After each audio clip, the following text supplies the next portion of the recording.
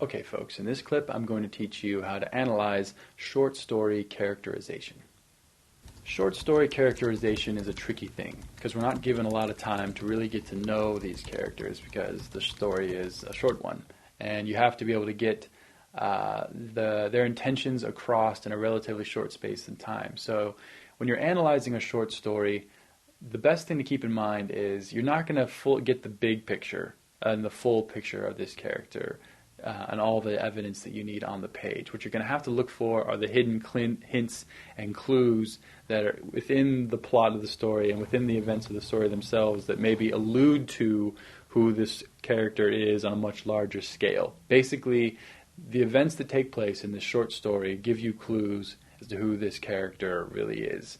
It doesn't spell everything out for you like a larger story might, but it gives you enough to go on. If it's a well-written character, then there will be hints in just the way he behaves within the story, the things that he says, does, and the actions that he takes within this brief chapter in what would be probably a much larger story that tell you who he is and give you enough information to go on. You're going to have to be a bit of an investigative journalist in that sense.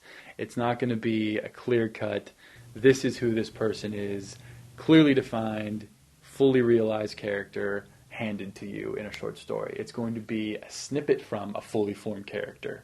And you ought to be able to see that if you know how to look for it. You ought to be able to read into the things that he says, the way that he treats other characters in the story, his actions, his behavior, his response, and be able to get a fully formed character out of that if the writer has done his job thoroughly.